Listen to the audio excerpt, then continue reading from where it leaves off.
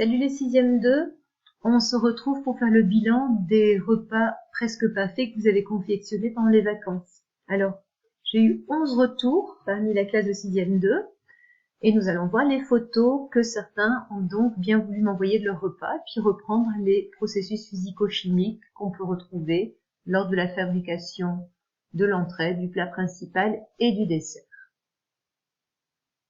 Voici les carottes confectionnées par Matisse. Alors, les carottes ont été râpées de manière assez grossière. Vous allez ensuite voir les muffins. Donc, je ne sais pas si le repas a eu lieu dans cet ordre-là, mais en tout cas, les photos le sont. Et les muffins sont bien cuites avec peut-être celui du milieu déjà un petit peu grignoté. Puis, vous voyez la sauce bolognaise, très appétissante, avec la petite feuille de laurier pour parfumer la sauce. Juliette nous a envoyé les photos également de son repas, accompagnées d'explications sur les phénomènes physico-chimiques que l'on a pu trouver. Voici dans une assiette pour une personne les carottes, les spaghettis bolo et le muffin. J'ai adoré le travail d'Alexis qui est extrêmement bien présenté avec pour chaque diapo des explications sur la manière d'avoir confectionné l'un des plats. Donc ici on voit Alexis en train de râper les carottes, un gros plan sur la vinaigrette, le résultat obtenu et une petite explication sur le phénomène repéré. Je reprends les explications.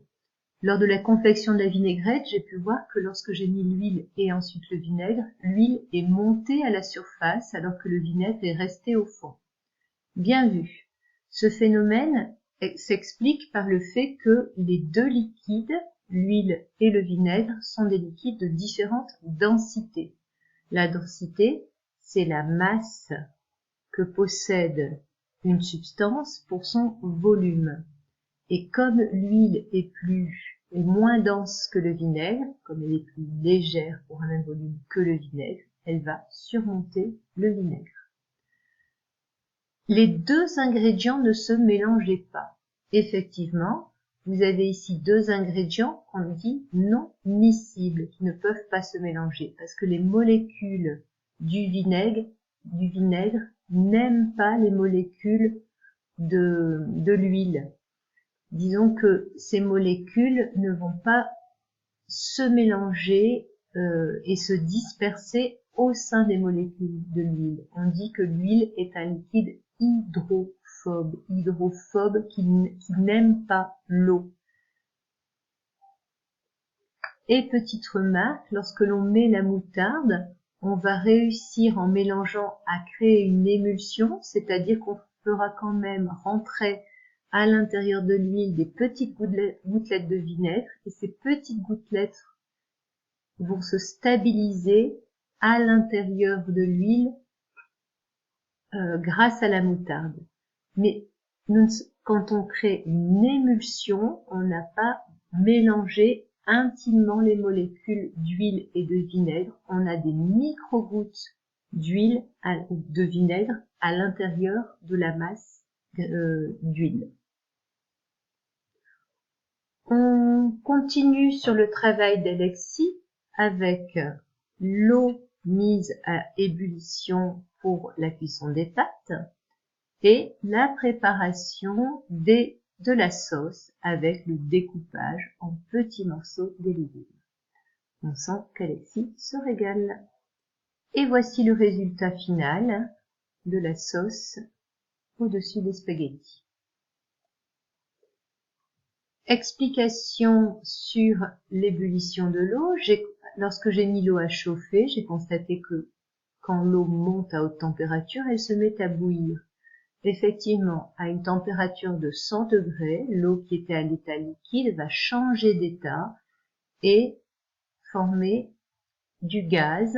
Ce sont ces petites bulles de gaz qui sont visibles lorsque l'on voit l'eau se mettre à trembloter et à former des bulles qui éclatent à la surface de l'eau.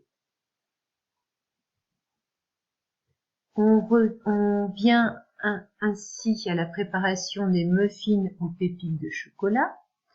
Donc je vois Alexis en train de couper du beurre, les ingrédients nécessaires à la préparation des muffins, et avec grande précision, je vois le remplissage des petits moules à muffins. Lorsqu'on a mis le mélange, la préparation de la pâte dans les moules, la préparation est relativement liquide. À l'intérieur, il y a eu l'intégration d'une substance chimique qu'on appelle la levure chimique. Et au final, sortis du four, les gâteaux ont levé. Explication. La levure rajoutée à la farine a permis la levée de la pâte. Alors, il faut savoir que de la levure chimique, c'est une substance qui va se dissoudre à l'intérieur de la pâte à gâteau. Ces petits éléments qui vont se dissoudre vont, au moment de chauffer dans le four, changer d'état, passer d'un état liquide à un état gazeux, former donc des bulles de gaz qui vont tenter de s'échapper du gâteau en formant des alvéoles, des petits espaces à l'intérieur de la pâte.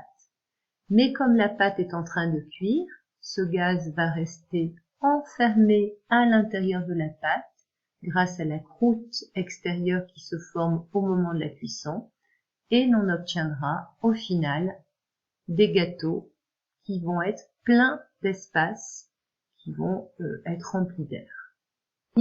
Quelques images de la réussite du repas de Jason avec entrée, plat principal et un muffin géant. Un choix qui a été fait de transformer les petits gâteaux individuels en une couronne. Très bonne idée. Très belle image également du repas de spaghettis de Lenny, suivi de ces muffins qui ont l'air parfaitement cuits, avec les petites pépites de chocolat qui dépassent. Le repas de spaghettis de Rosalie. Les muffins de Lou. Alors il y a eu quelque chose d'amusant ici, on a une petite boursouflure. On peut imaginer que la levure n'avait pas été complètement bien mélangée à la pâte, qu'il y en avait eu un petit peu plus dans un endroit et que la pâte a levé davantage. Mathias ne nous a pas envoyé les photos de son repas, mais des explications très intéressantes sur les phénomènes physico-chimiques qui se sont réalisés à chaque stade, à chaque plat. On revient sur ce qui a été déjà dit, avec en plus des repérages sur le fait que lorsque la viande hachée a été cuite, elle a changé de couleur. Là aussi, on a un phénomène chimique qui a lieu au moment de la cuisson. Il y a littéralement transformation de molécules chimiques. Il y a également, je pense, une explication sur les spaghettis. Non. L'un d'entre vous m'a parlé également des spaghettis qui se gonflaient lorsqu'ils étaient mis dans l'eau bouillante. On a une hydratation de la matière va accueillir de l'eau et donc va se mettre à gonfler.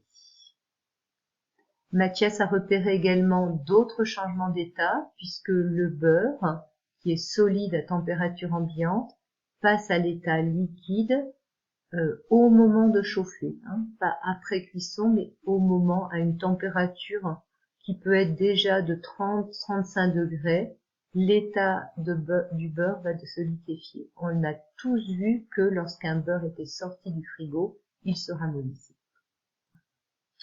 Donc, une photo de l'entrée qu'a confectionnée Yann avec les ingrédients qui ont permis la préparation du repas, suivi de l'entrée, carottes râpées, les spaghettis bolo et les muffins parfaitement réalisés.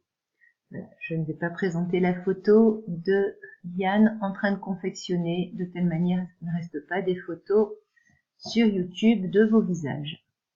Et enfin, un aperçu de ce qu'a confectionné Lindsay. L'INSEE qui nous a fait non pas des spaghettis mais des nouilles bolognaises. Très bonne idée. Les pâtes peuvent être interchangeables facilement. Des carottes qui ont déjà été en grande partie mangées, j'ai l'impression. Et enfin, des muffins dans lesquels on a intégré des petits carrés de chocolat, ce qui leur permettra d'avoir un petit cœur fondant au chocolat, un petit plus pour les gourmands. Voilà, merci à tous pour ceux qui ont réalisé ces belles images et qui nous mettent en appétit.